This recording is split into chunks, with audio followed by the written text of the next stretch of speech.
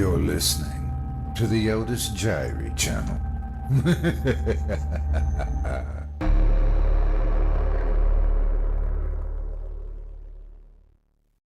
Chapter 12. Plans. His fitful sleep was a strange affair for the professor, mumbling and shouting throughout as he relived the recent events that tormented him. Many times Brother Dawson was at his side with his hand on his shoulder to gently comfort him and tell him that it was over and that they were all safe. In a way, he was relieved that he didn't sleep. Duncan slept with a knowing confidence that all his madness could soon be over, just as long as he was there as insurance. Later the next day, he was up before the others, organizing more comfortable living conditions until they could return to the Witch's Brew. "Duncan, did I dream your story about the power of souls within you?" "Professor, did you finally get some rest?" replied Duncan, surprised at the sudden voice. "I don't really know. Everything's like a living nightmare at the moment. I fear I'm going mad, Duncan." "You'll be fine once you get back to George's place." During their return to comparative normality, the professor and Brother Dawson made sure they were never at the pub alone, and if George had to be away then, they would accompany him stealthily. Spring was soon in the air, leaving the depressing dark winter months behind, just as the morning light dispels bad dreams. Rose and Gale made a point of regularly visiting Brother Dawson and the professor at the Witch's Brew to keep all their spirits up. Rose was growing increasingly fond of the professor, but kept it to herself.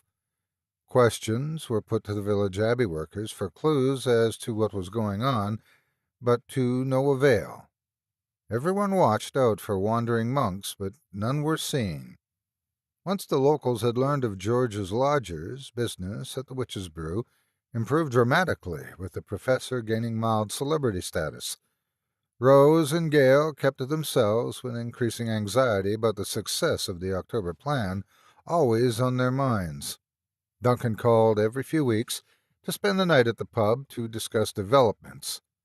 After the discovery of the children's pentagram bones, as they became known, the police and archaeologists received the bones from below the witch's cave to be buried in the village cemetery amidst great ceremony and grieving.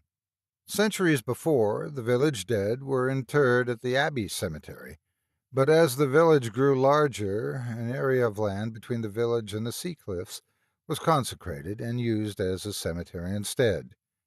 The femurs and skulls were placed in a purpose-built vault named the Vault of the Christmas Children. Their lost bones remained to be discovered. As the bone cave was so close to the underground river's submarine exit, demands from villagers resulted in a search for more remains at the site, it being organized with divers in the region contacted for their help. It was decided that the search would start on May Day, in more clement weather, because the coastal currents and rocks were treacherous at the best of times. Attempts were made, first, to reach the tunnel's end from below the Witch's Cave rather than from the sea, but the tunnel terminated abruptly in a seawater-filled hole open to the sea above.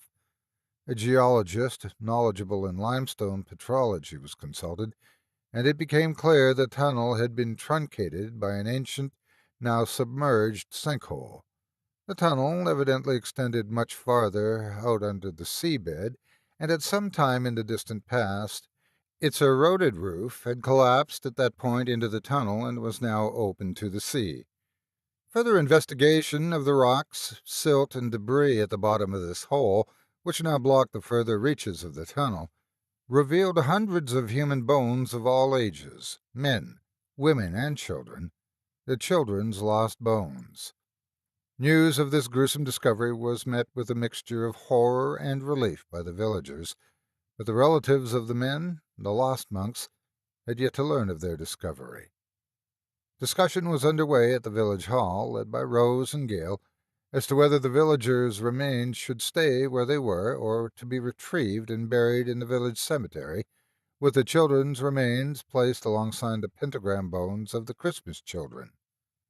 Rose Bennett's house was situated at the most ancient end of Grimsfell, near to where the path diverged up to the abbey by the 7 trees to the left and down to the sea cliffs to the right. During the early summer months, Rose was often seen pottering around in her garden. She seemed much happier with the professor on her mind. Some folks said hello, others didn't, because of her surname.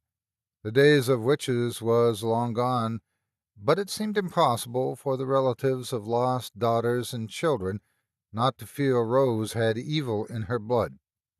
It seemed certain the demonic monks were guilty of recent child abductions, but the evil link was always there in the minds of many, and she continued to be eyed with doubt and suspicion. One bright June morning, Rose was tending to her vegetable garden when something prompted her to look up. She froze to the spot as a large crow perched on the garden fence, staring intensely at her. Of course, Rose knew the story of her ancestor Alice's reincarnation as a crow. Was she now in her presence? Instinctively, Rose spoke. "Hello, Alice. Your days are numbered," she said, half in nervous humor, trying to get the supernatural thoughts out of her head.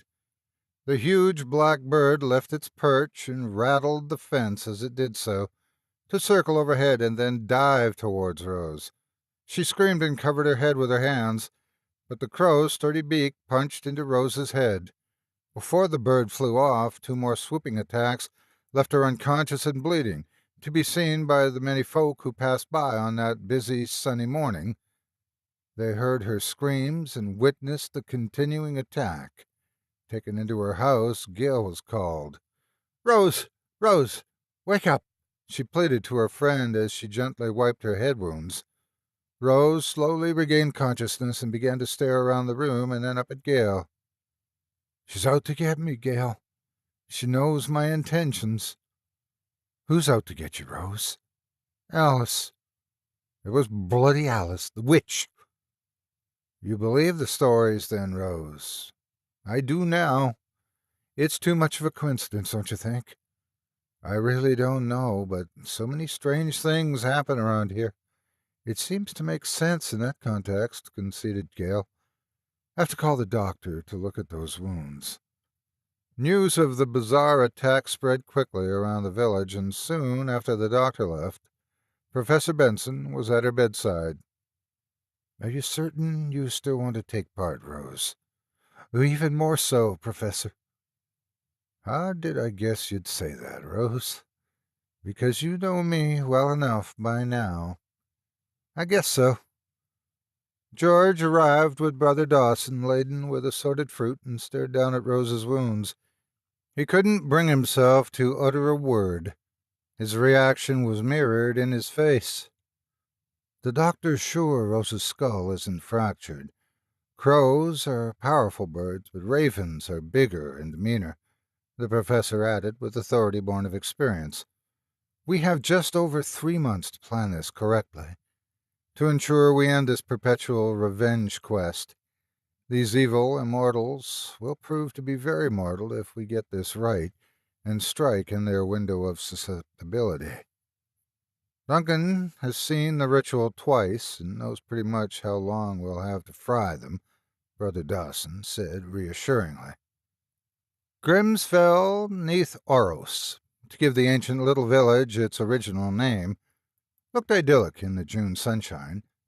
The dominant mountain backdrop and the eerie abbey above the village were much less foreboding and threatening at this time of year, unlike late October, with its menacing overtones as darker evenings heralded winter gloom.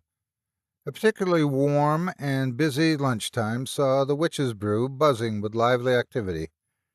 Duncan was visiting, and all the team were enjoying the fresh summer air over jugs of George's special brew, which, legend has it, George concocts in the depths of his ancient cellar in a huge black cauldron, with ear of bat, leg of frog, and wart of toad. Disturbingly, he's never denied it. Rose was healing well, with only a few missing tufts of her jet-black hair, missing as evidence of the attack. She felt particularly cheerful sitting next to the professor, sharing his jokes and comparing wounds. Occasionally he would sense Rose's attention on him rather than the other local men. It was as if she trusted him implicitly to end the horrors in the village and Abbey, and to lift the Bennet curse she felt was upon her, and which isolated her in many respects.